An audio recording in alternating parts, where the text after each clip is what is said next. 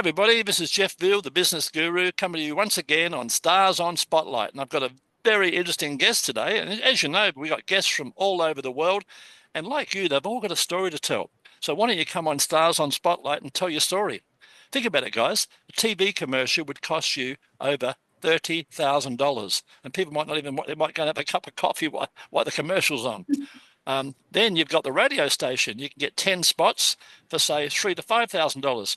Come on, Stars on Spotlight, and we'll put you all over the world on 14 different platforms for the amazing value price of free. That's right, guys, FREE, totally free. Right, no obligation. We're here to help you tell your story to the world. Just like our new guest here today, let me introduce him. The print's very small here, so stay with me, guys, while I squint and try and find it and read this out. We've got a lovely lady today called Jodi Chow. And Jodi Chow is an author, and her name of her company is called Chick Lit. And she's been doing literature for a while now. And her business, she writes fiction novels based on classics. She loves integrating modern life into the books, right? Key achievements, Amazon best-selling author, an AI enthusiast, aren't we all, guys? If you're not doing AI, guys, you're back in the horse and buggy days. And her personal motto is, thank you, Jesus. And we should always thank the Lord every day, guys, that we're here. Interesting fact about herself, she had a cornea transplant in her 20s that motivated her to work even harder on her passion of writing. So it's my great pleasure to introduce from across the other side of the world in Washington in 9 o'clock in the evening, Jodi Chow. How are you, Jodi? I'm wonderful. Thank you for having me. This is a No, you're great. most welcome. We're very keen to hear your wonderful story. Tell us, Thank you. tell us about your journey and what inspired you to pursue your current career path. Tell us where it all began. When I was a little girl, we traveled all over America with AT&T. My father became a director, and before that, he was a farm boy. So education was extremely important to my mother and father. And I didn't realize how much until I learned that I was competing with other people. And my brothers were very smart boys. So I would sneak into my dad's office, and he had this big glass hutch, and inside were these classic bound novels. And one day I was very small. I went in, and my mother said, "You can't touch those." And I didn't know why, but I realize now it was because I was just too young. And I glanced through the books, and I noticed vocabulary words I had never seen before. They had complete sentences that really took me places when I read what I was reading. And from then on, I realized I had to get better because these people already existed and they had done such amazing work. So then I realized the competition was within myself. So I would go to school and I joined AP and honors English classes, and I would write stories in binders. And it got to the point where it was so bad. My friend and I would take our spiral bound notebooks and we would go from class to class. And every class period, we would write part of a story. And we didn't realize what we were doing at the time. And she would write in a story and then she'd give it back to me the next period. And we would create a story that way. And for us, it was just fun. Sounds awesome. What's been the most challenging aspect of your work and how have you overcome that? Staying on top of current trends because Yes. the world it changes so fast these days. And Better people, believe it. oh, I think we take for granted how specific industries are and how technology is affecting those industries differently. So I am not a doomsdayer by any means, but I do like to read about what business analysts think is going to happen in the marketplace. So that's in my books quite a bit. And I noticed that with my degree in marketing, I could really tap into these different niches and these different types of people and what people are looking for. So it really helped me when I was building my cover art and when I would ask for feedback. So every time a group of people or a person would give me feedback, I started to incorporate it into my work in real time. And that helped me fortify my voice as an author and my persona. Fantastic. Tell me, an important moment in your career that pretty much recently help you change your direction? Well, that's a great question. And AI for me was a revolution. I started For all of us. writing. My husband would work in the evening, and I was at home teaching my daughter how to read. And her teacher came to me and said, "We have this new AI bot that will teach your daughter how to read." And so I said, "Sure, I'm open to new ideas. Let's go ahead and do it." So now, 2 years later, she still uses this AI bot to teach her how to read at class. And that really hit home for me that AI will be replacing so many jobs. I can't be afraid of it. Yes. So I started learning about it, and I would get critiques about my work, especially when people find out that I use artificial intelligence to Hello. help me. Yes. So many. Yeah, go Okay. ahead. Send him up, please. I'm sorry. I'm still with you. I had an interruption. Oh, Keep that. We'll cut that part out. It's all right. oh, Um, bless you. I'm going to have to pick up something in a minute. Pretty crazy. I'm very annoyed. In your opinion, what are the key qualities or skills that contribute to your success? And give us the answer. And meanwhile, I'll open my door. Okay. So when you're writing and you are a parent and part of a family, you've got to be flexible. You've got to realize that life's not just, cut and dry. You also need to want to entertain and uplift as your main motivators and drive, because if you don't, I would never be able to find out what people are actually wanting if I wasn't coming at it from the right point of view. So with that being said, using artificial intelligence, now I'm using my SQL background. I have a coding background too. And I Awesome. realized you have to be super logical. And I never really relied on logic much when I was younger, but now I use it every day in my writing. And I am able to formulate the questions that I want to ask or the tone of what I want to say. And I am able to get exceptional results with that. Fantastic. We ended up this program for a laundry pickup, my friends, but we'll cut this out in a few moments. Tell me, can you tell us about a recent project or achievement that you're particularly proud of?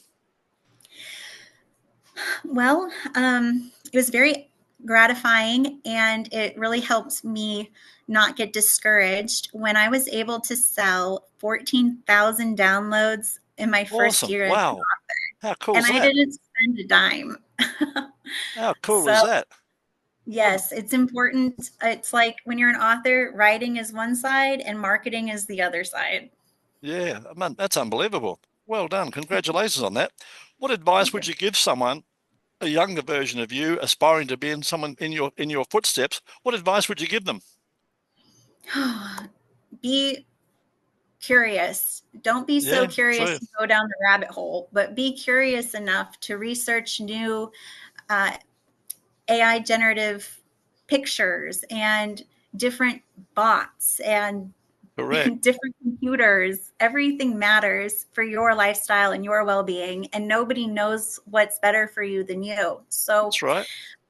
don't go down any rabbit hole there either, because it's so overwhelming that it would be very easy to get lost in it. So just, True. do your best and have fun. Do you know what a ferret is by chance? You know, Oh, yeah. My daughter yeah. loves ferrets. Yeah, okay. Well, I go down that many rabbit holes, they got to send ferrets down to find me. Believe me, I'm there every day because there's so much new stuff on AI. It's just mind-boggling, isn't it? It And is. I'm using it more and more. A typical thing would be I'll go to my fridge and I've got chicken, I've got milk, I've got eggs, I've got flour, I've got salt, I've got pepper.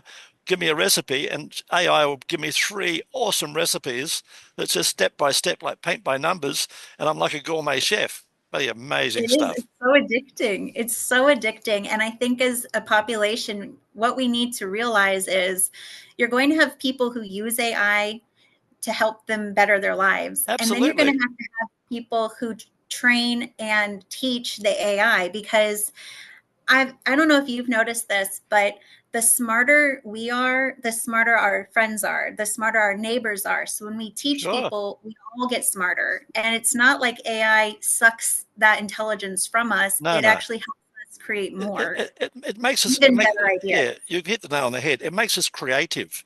The other one I did, I'm overweight, so I got to go for a walk every day to keep in shape.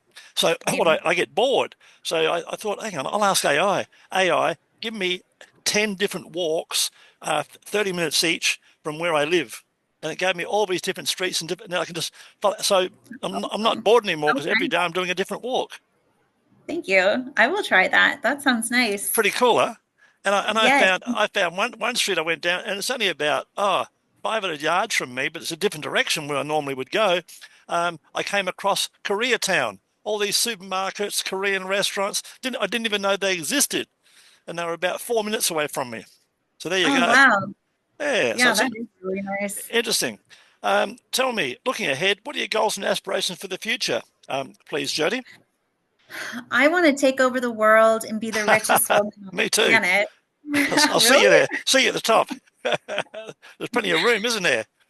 Oh, for sure. And what I'd love to do is really focus. I have competitors who they just want to churn and burn books. And so my goal is to write great quality work that reflects history and past authors, putting it into the work, getting the feedback I need. So my Keeping Up with the Classics collection is 14 books that are based on different classics, and they're all full-size novels. So what I'm wanting to do is get everybody's feedback and then go back and make them even better.